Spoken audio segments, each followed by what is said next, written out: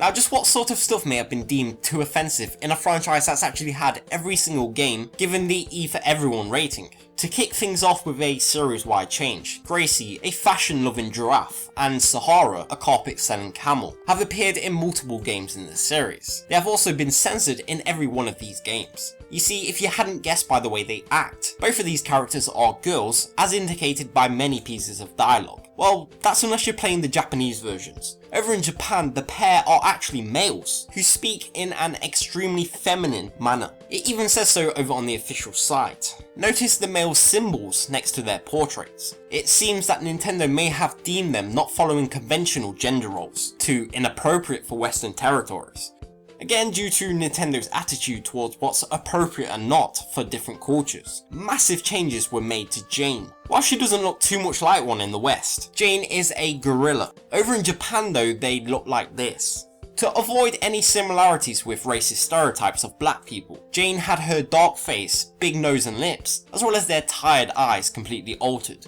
This time for a change that was made in the original Japanese version as well. Fans of the series will surely recognise Resseti over here, who's definitely one character that's hard to forget. Upon booting up the game after resetting the console, they would pop up to scream at you about the dangers of resetting, hence the name Resseti. In Animal Crossing New Leaf though, the character is made optional, with them only appearing if you build a new center for them. This followed reports that Nintendo had been receiving of them scaring certain players, and even making some cry.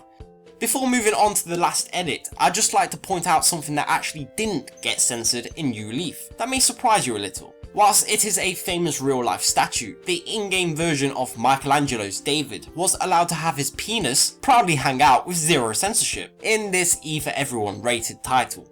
Anyway, to finish up with the last thing that was changed to avoid causing offence is an alteration that was again made to the 3DS's Animal Crossing New Leaf. The game contains a tanning feature, whereby staying in the sun for extended periods of time, your character's skin will get darker and darker. Now, I think it's best to leave the explanation of how this feature ended up causing so much offence up to Chris Pranger, who worked on the localization team and spoke about his experience over on episode 76 of Part-Time Gamers podcast. Well, the thing was you can't pick your skin color, so your skin color by standard is just, pale white.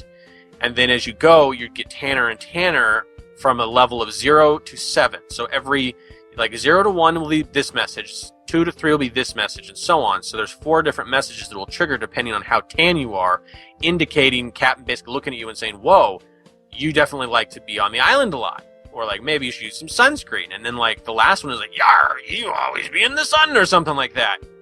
However, we determined that if you put a me mask on, then he will also instantly jump to whatever tan level the me mask indicates. Oh no! But we're going with this. So if you happen to be African American and put on your African American me mask, Captain will say, "Yar, you look like you be having a tan," and you're like, "Holy crap, no!" That is not something the Captain can say in our market whatsoever. And I tried to tone it back, and ultimately we're like, there's no way we can write around this that we don't cause a storm of anger. So all 4 of those messages in the US version are utter random things that Captain will say. I think one is be hearing about this 3D technology. It doesn't work with eye patch or something like that.